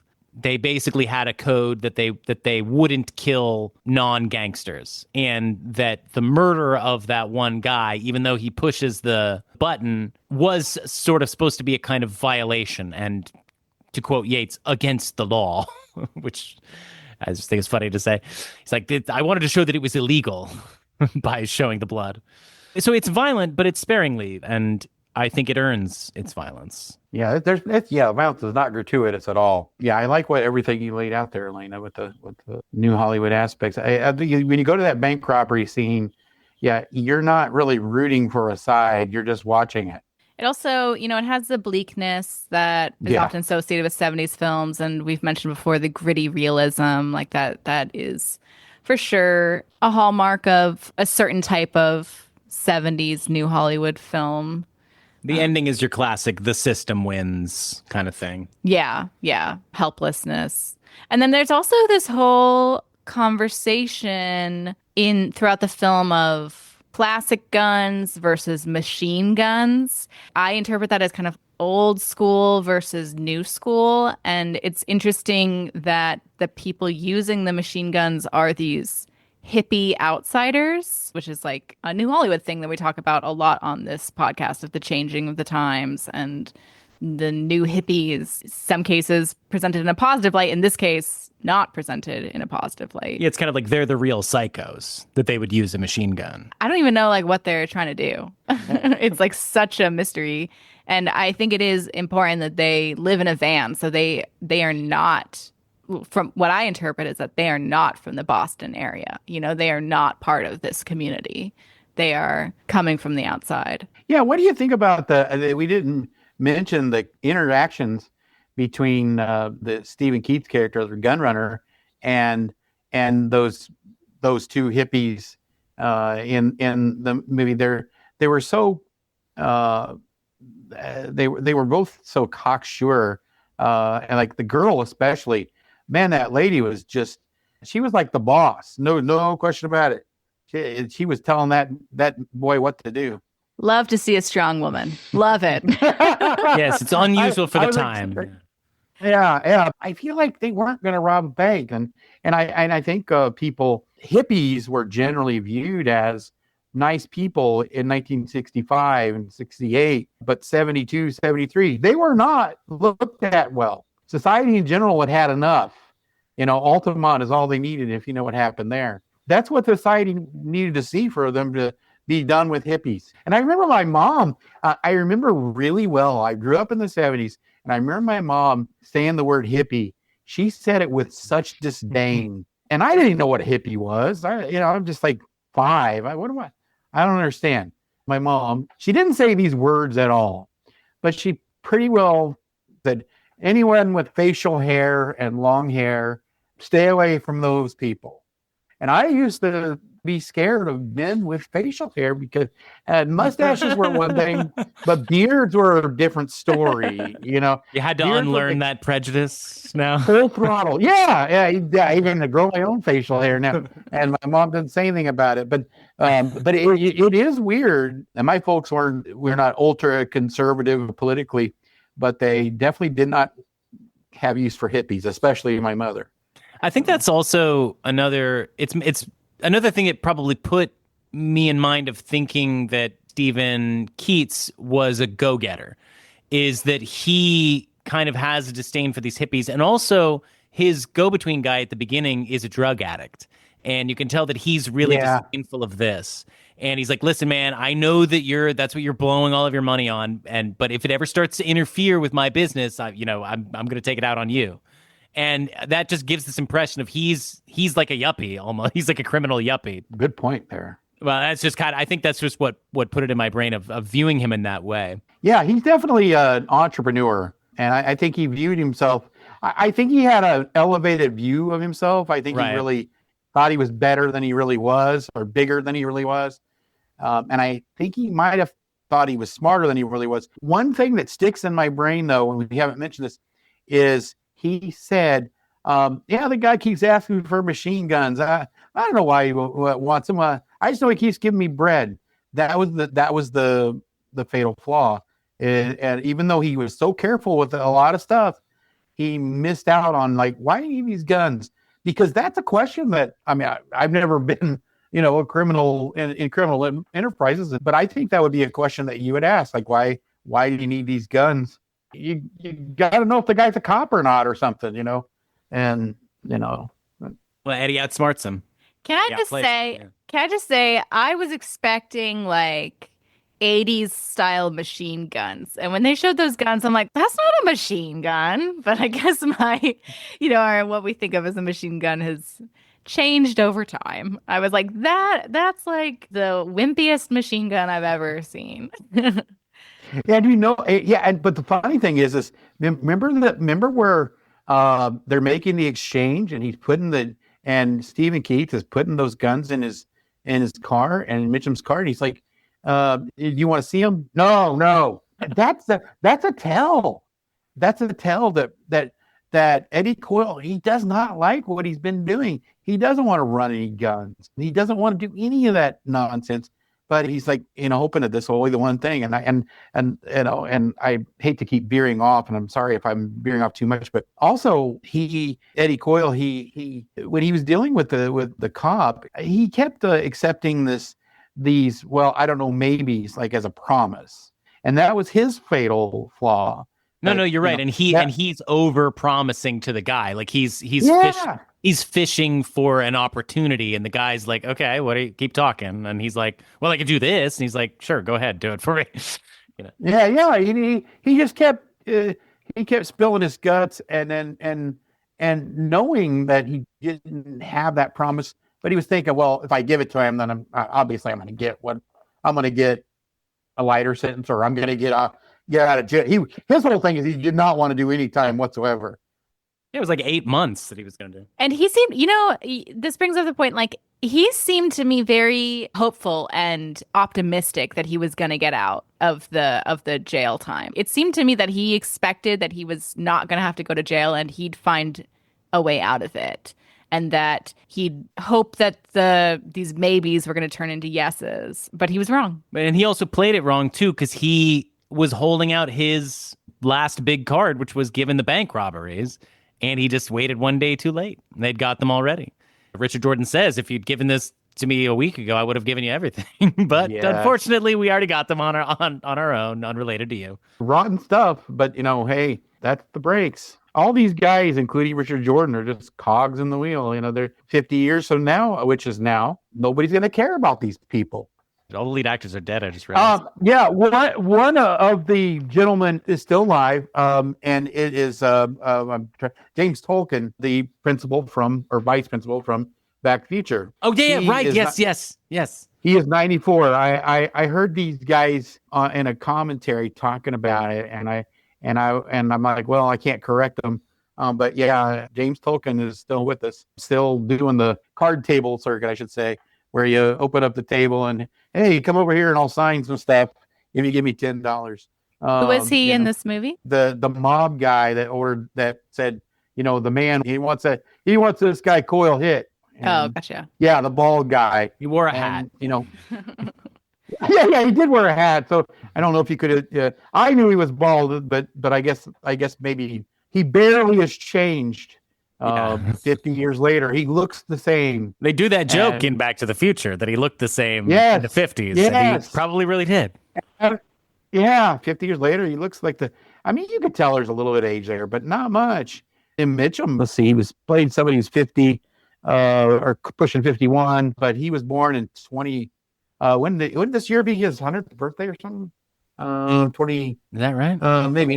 Maybe not. I don't think that's right. But they said he was 54 in the Rolling Stone article, but it said it in a way that implied that they thought he was lying. Okay. Yeah. But I'm 54, and I look at that movie, and I'm like, oh my gosh, why? Do I look that old? People aged faster back then. It's true, especially Mitchum. One of the things I see when I see people that I graduated high school with, it's like, and I haven't seen you in 40 years. Oh, wow, you've aged. But so have I. I just didn't notice it, because it was that, it was happening because I was inside. I wasn't on the outside. Yeah, like, thanks, Sam, for pointing out earlier that I can't call myself a young woman anymore. I experienced that as well, of being like, oh, right, I'm older than I thought I was. You thought you were some Gen Z voice of film criticism? But about Robert Mitchum's age, that's another thing about New Hollywood. There's this thing in New Hollywood of commenting on older tropes in a newer way. And this film is technically considered a neo-noir, which to me, I actually don't get a lot of noir feelings from this movie. I guess some of the elements are there, like a dark, seedy underbelly and people ratting each other out and not trusting one another and paranoia. And I feel like you need more elaborate lighting and at least one prominent female character in order to truly qualify as a noir. But that's just me. Yeah, I think the distinction is this. Like I said, I had a good conversation with Eddie Muller, and the way he would describe it He's the czar of noir. So, I mean, but the way he would describe it is that pure noir had to have certain elements. And one of them is that most of the scenes have to take place at night. And then you also have to have none of the characters be redeemable. You could technically have a noir without a femme fatale, and that could still be a pure noir. It's just that it works better for a lot of reasons to have the femme fatale in there. But when it comes to neo-noir, just like New Hollywood in general, is that the rules are kind of gone. You don't really have to worry about. There's no director in 1973 that's going to go, oh gosh, are they going to classify this as a noir? I think it was a term that was labeled after the fact anyway. I don't think in 1973 they knew they were making a neo-noir. But you look at it now, like, oh, that's the neo-noir. You know, like the term hairband. I was alive in 1988. I was a teenager, and I never heard the term hairband until the mid 90s. The reason why I hadn't heard it is it had been made up, you know. But the neo-noir thing, though, I think if you have, I think the main element is just to have most of the characters be irredeemable, which this is the case. Yeah. And then you don't have to have most of these scenes are in the daytime, not the actual last couple scenes, or the killing part anyway. So it kind of, I think neo-noir, it's a lot more of a broad term. Yeah. A lot of stuff qualifies as neo-noir. It's kind of like I've heard the two of you talk about neo-realism a lot, and you know, like what exactly classifies as neo-realism. I think you might have a different take from one person that's a film expert than from another, and they may know a lot of stuff. One of the things that's great about film is that people can have these kinds of conversations and you know, like mini debates on things.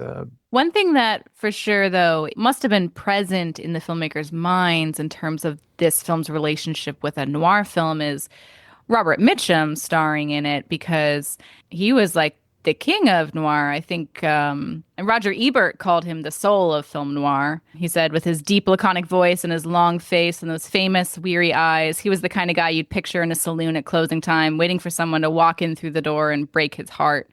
So he was very associated with noir to begin with. And so then casting him in this, it is the new updated version and newer, sadder, harsh reality version of this older film trope that is sometimes a New Hollywood aspect. And there's this quote from Paul Monash, who was the producer and the screenwriter, who, I'm sorry, I do want to go on a quick tangent about Paul Monash, because I read his obituary and there was this hilarious quote from somebody about Paul Monash. It was from the VP of 20th Century Fox, who in Monash's obituary, he said, Paul was a charismatic writer. He had a strong presence. He was not a nerd. He was a writer with attitude and personality, and we were very fond of him. And I just think that's so freaking funny that he went out of his way to say that he was not a nerd, okay? It would be funny if a nerd wrote this movie. Yeah, this is not a nerd film at all. Tough yeah, guy. he probably said that at a time when the term nerd was not an endearing term, you know. Right. Yeah. In the 80s, there were a few things that you know, that as a teenage boy, I didn't want to be called at all. And one of them was a nerd. You don't want to be called a nerd. And so, you know, but now it's an endearing term. I want to bring back being anti-nerd. I still view myself as a proudly non-nerd. Other people think I'm a nerd, but I want my obituary to say I was not a nerd. Well, your wife is a nerd, so I'm sorry, Sam. I'm sorry. We can have a mixed marriage. I'm just like, I'm not going to get lumped in with that. But there's this quote that Paul Monash had. He said, Eddie Coyle is what might be called an old-fashioned film, except there's nothing old-fashioned about it because it's creating its own technique. It's a film about crime and criminals in which the emphasis is not on the action, but on the people involved. And I totally agree with that. It is like in a New Hollywood way, it's trying something new, and it's experimenting with the way that it tells its story. Yeah, I think it's really proto-TV, too. I think it's just really ahead of its time. Great at the world building. Another New Hollywood touch is, of course, on location shooting, and this is a very on location film. Even the interiors are on location. They sorry, I want to shout out Gene Callahan, who they called Mother Callahan, who was the art director. This is a favorite collaborator of Yates. When they went to the house that was going to be Eddie's house, it was an actual house owned by somebody. Of course, it's broken down and shitty. Yates, when they see it, he goes, "Oh, this is beautiful." And Gene Callahan was like, "You should have seen the owner's face when you said that." Calling his house beautiful when you know it's not actually beautiful. You're so obsessed with art direction. I know. It's becoming my thing. I really think, this is a movie where I feel it. The stop signs on the sides of the buses, it makes me gasp with wonder. I don't know why. I like suburbs. I like a dirty, dingy room, which you earlier in this episode pronounced dingy, by the way, I just have to say. Well, thanks for calling me out on that. Sorry, I just wanted to mention that at one point. We had a listener, my friend, recently call to ask us if it's actually pronounced albeit instead of albeit. He was like, "Because what if you said it that way?" Oh, my. Like, yeah. I probably mispronounced it. My bad. I don't think it was me, but yeah. Okay, we know it was me. I've heard the term albeit, but I didn't put together that was like the way it was written. And so I think I thought that was a totally separate word that meant the same thing. Albeit. Yeah, I'm just stupid. I'm just sitting over you here. just read what it always means is that you just read a lot of books. It's true. I do read a lot of books. Okay. Are we ready for the Cold Stone rating? Now, does our guest even know what this is? Because you've only gotten up. Have you only gotten up to the? I've gone up to The Exorcist. That's Exorcist. I did Bob and Carol Tale Now, and then The Exorcist. I couldn't remember the last episode, and then all of a sudden it came to me, The Exorcist. So we introduced later on in the show a scale that we end every episode with, that we rate the films by. Have you ever been to Cold Stone Creamery? Yeah. Yeah. So surely you recall the sizes that they have there. It's not coming. So when you go to Cold Stone Creamery, they don't ask you if you want a small, medium, or large. They ask you if you want a like it size, a love it size, or a gotta have it size. Okay. So we have. You're like, okay. Sam always makes it sound like this is the most interesting, cool rating in the world. And I'm like, just say it's like it, love it, or gotta have it. At this point, it's become self-parody, me explaining this stupid scale. But no. So we just say like it or love it or gotta have it. Or if you don't like the movie, if it doesn't rise to the level of like it, you say it doesn't make the scale. Or sometimes we say I sampled that ice cream and I don't want a full cup at all, or whatever. So who wants to start? Like it, love it, or gotta have it? I want to start because I feel like I'm going to have the lowest rating, and I just want to get my wet blanket rating out of the way first. Okay. I'm sorry, but it's a like it for me because I was falling asleep. I was not enjoying the dialogue. I did love the location. I thought the music was cool. I really enjoyed Robert Mitchum. And I really appreciated after the fact thinking about how influential the book and movie are on Boston crime movies in general. Like I liked all of that, and I appreciate that it was going for something so different of not being flashy, but I tend to like flashier stuff. Not to say that I like blockbusters a lot. Like, I can enjoy a blockbuster, but I want to be moved in some way. I can be moved by a very dialogue heavy film. Like, The Iceman Cometh, I'm very moved by that, and that's a play. But there was just a dryness about The Friends of Eddie Coyle that, for me, personally didn't hit. So, for me, it's a like it.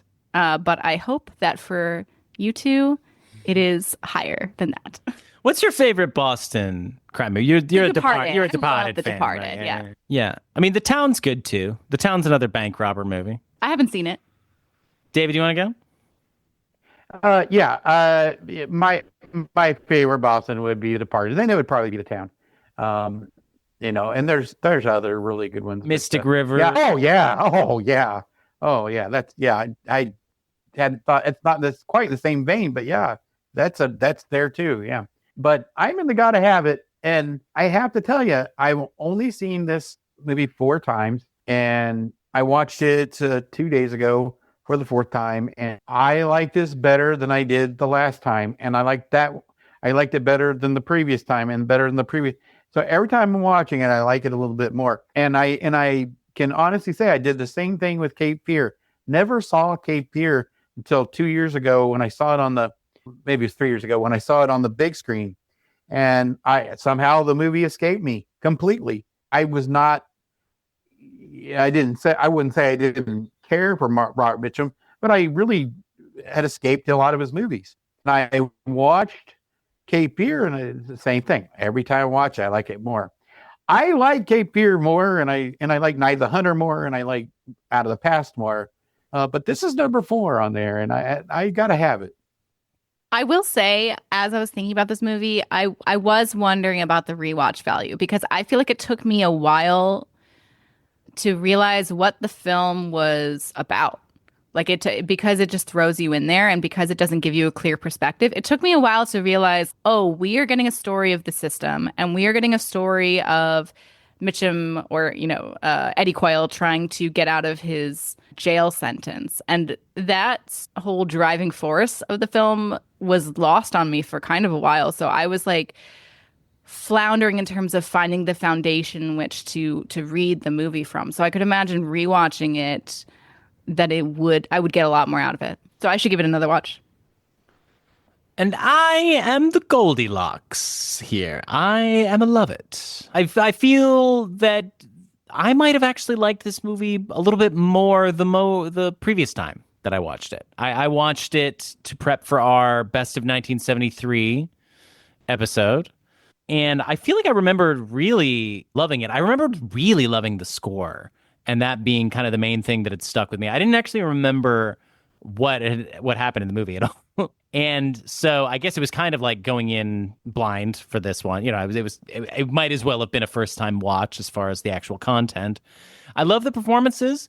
I love the dialogue. I had a similar experience, and maybe I was being a little bit brought down by realizing your reaction to it in the moment. Yeah, sorry. It's possible that was affecting me, but I definitely was having the experience of liking that it wasn't immediately followable, or that I had to kind of work a little harder. And yet at the same time was finding it a little bit more on the drab or boring side compared to what it had been in my memory. I do think we should keep in mind we watched it maybe a little too late at night, We were fitting in a couple of chores of things we had to do, and we maybe put it a little too late in the docket. But I do love it. Like, it's certainly not, I'm not gonna be some freak who puts it a like it.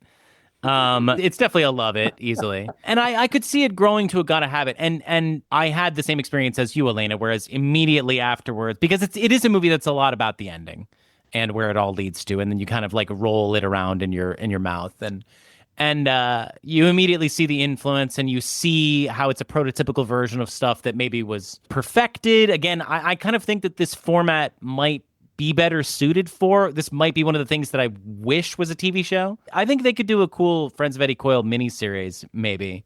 I would actually watch that. I could maybe watch a... what is it? Peacock did The Jackal. I guess Peacock could be a good candidate for a Friends of Eddie Coyle long-form miniseries. But I think it's great. It's a cool crime film that defies categorization. Love the late period Robert Mitchum. I love Peter Boyle. I love Stephen Yates in this. He really might be the standout for me. And also Richard Jordan. It's Yates and Jordan, I think. I kind of steal the show in a weird way. Richard Jordan. I got to correct you. You keep saying Yates. Yates, God damn it. Keats. Thank you for correcting me. No, I really appreciate it. Thank you. Stephen Keats. I love him, even though I don't know his name. And Richard Jordan too, who's an actor who I feel like didn't get as many cool roles as he could have had. Like, I love him in Woody Allen's Interiors, playing a real piece of shit in that. And this is kind of is kind of him at his coolest. And it's fun that he got to have a role where he could do that. So it's a 4 or 5 character piece, and every guy is interesting. And I love it. I love a talky drama. I don't need a lot of action, and I love a nice slow bank robbery. So I love all of this stuff about it. But is it one of my favorite movies of all time? No, not as much as it is a favorite kind of movie of mine. Totally get that. I want to ask you too a question, if you don't mind. What do you think about Hollywood today? The way a lot of the actors have almost given up on doing films that aren't superhero films or aren't parts of a 12 episode series on streaming. I love it. There's being sarcastic. I think it's a wonderful development. You ask me what I think, and I'll be honest with you. It's just sad. I mean, it's, obviously it's not just the actors giving up on it. It's like the whole system. Oh yeah, it's the filmmakers. Yeah. And the studios, I think. The people who it's the end of the mid-budget movie. Like if they remade Friends of Eddie Coyle now, it would be at best a very low budget movie picked up by Neon or for A24. A24, yeah. Or maybe you could get some older director, maybe like, I don't know, a Spike Lee or something like that to do, he could maybe get the money. Like Spike Lee's actually got a remake of a Kurosawa film coming out right now. I think you'd have to get like a Nolan or just like a really big name director to get this movie done right. But I don't even think they would. When was the last big crime movie? I guess we just saw Caught Stealing, right? Caught Stealing, I'd say, yeah. That's kind of a, have you seen that yet? No, I'm looking forward to seeing it though. I've heard it's really good. It's good. It's definitely a throwback in terms of style. I just feel like we need more of these $20 and $30 million movies. And this movie, Eddie Coyle, what was it?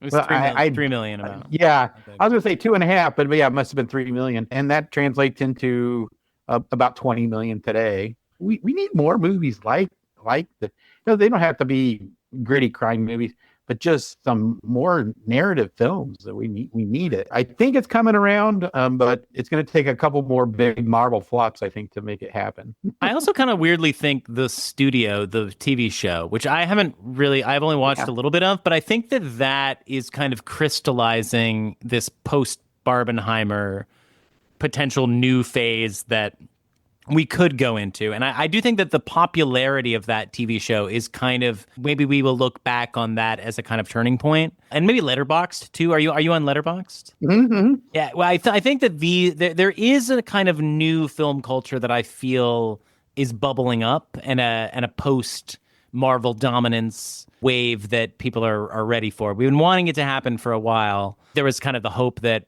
Barbie and Oppenheimer were going to be the Bonnie and Clyde and The Graduate of this new phase, ushering in this new phase. But I kind of think maybe it's going to be The Studio, if anything, kind of pushing the new era into existence. Well, I haven't seen the show, so I haven't either. But I'm just saying, like, I feel that its popularity is kind of presaging something. I hope so.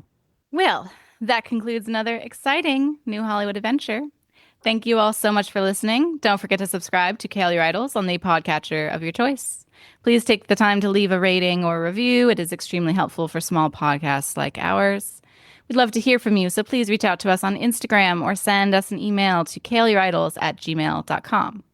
We want to say thank you to the Illuminator for our logo, and we want to give a huge thank you to our guest for this episode, David Heath. You were wonderful. So much knowledge, so much insight. Yeah, you brought the heat, man. Thanks so much, for real. It was an absolute pleasure having you on. And please, everybody, go check out David's excellent film podcast, Cinema Chat, for some discussions of wonderful films. And check out Cinema Chat on Facebook as well.